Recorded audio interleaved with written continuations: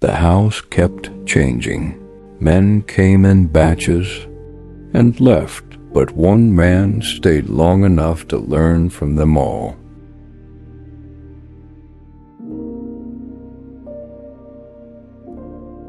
There were 10 of them in the house, not all at once. That was the first lesson. The house kept changing. Men came in batches. Some stayed briefly. Some stayed longer. Some arrived with confidence. Some left with silence. Some entered with plans. Some left with excuses. But over time, there were 10 of them. 10 different men and boys who passed through that space, each carrying his own dreams, habits, wounds, pride, and excuses. And with him there too, they became 11 stories under one roof. The house was never truly quiet. Doors opened and closed. Voices rose and fell. Laughter filled one corner, while stress slept in another. Some returned late at night with stories. Some woke early with plans. Some spoke often about the future. Some only spoke. From the outside, it was an ordinary place. Inside, it was a living lesson. He watched boys become men. He watched men remain boys. He watched some speak of greatness while avoiding the discipline that greatness demands. He watched others carry silent burdens without ever asking for sympathy. He watched loyalty in small acts. He watched selfishness in casual moments. He watched how people behaved when things were easy. He watched how they behaved when life became tight. And while he was watching them, they were watching him too.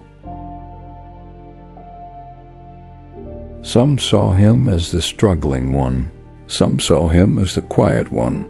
Some saw a man always on his phone and assumed he was wasting time. Few noticed that something inside him was changing. That is the nature of shared spaces. People see your posture. They hear your voice. They notice your condition, but they rarely see your private war.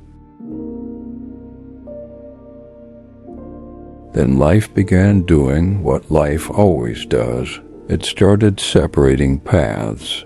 Money entered some hands. Confidence changed into arrogance. Gratitude changed into performance. Old friendships became selective. Respect began depending on results. Others stayed where they were, waiting, delaying, complaining, believing time would be patient with them forever. And some were exposed by pressure.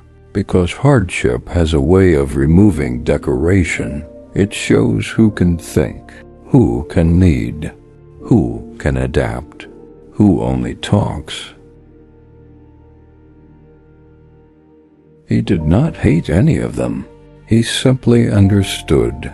Money does not always change people. Sometimes it reveals them. Fame does not always elevate people. Sometimes it magnifies what was already inside. The house itself became a classroom. Every room carried a lesson. Every argument carried a warning. Every laugh carried a mask. Every silence carried a truth. And in that changing place, while many were busy being seen, he was quietly becoming. They thought they knew his story because they knew his situation, but situation is not story.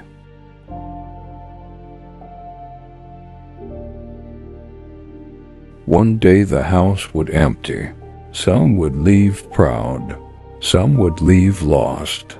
Some would leave unchanged.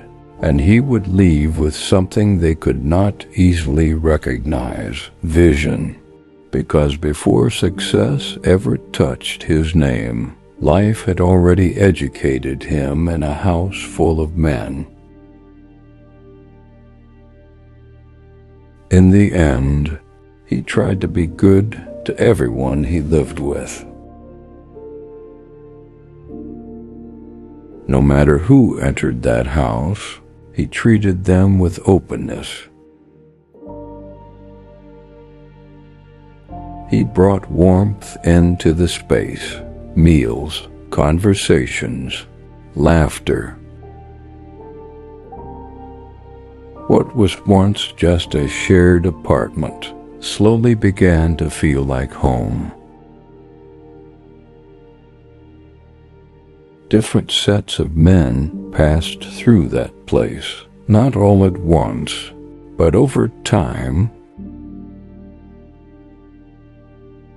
Each came with his own habits, ambitions, values, and flaws.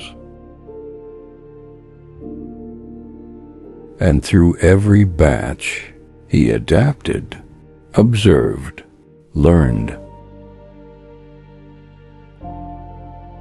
Some were younger, some were his age, and with them there was still respect. There was understanding, there was shared struggle. But he was often the one struggling most, surviving on little while others had more. Yet somehow he was still the one holding things together. He organized the house. He pushed for cleanliness. He cooked for everyone. Not because anyone asked him to, but because that was who he was. Then life began to change people. Money came. Status shifted. And slowly, some masks slipped. Respect faded. Distance grew. Some who once shared space with him turned their backs, even a family member. And that was a heavy lesson, not because kindness was wrong, but because kindness alone is not enough. So life taught him something deeper. Be good, but see clearly. Serve with sincerity, but understand people. Because not everyone grows the same way success finds them. Not everyone remembers who stood beside them in ordinary days, and that is okay. Because in the end, he did not leave with approval. He left with something greater. Wisdom. He learned people. He learned boundaries. He learned discernment. And most importantly, he learned how to keep a good heart, without handing it to everyone.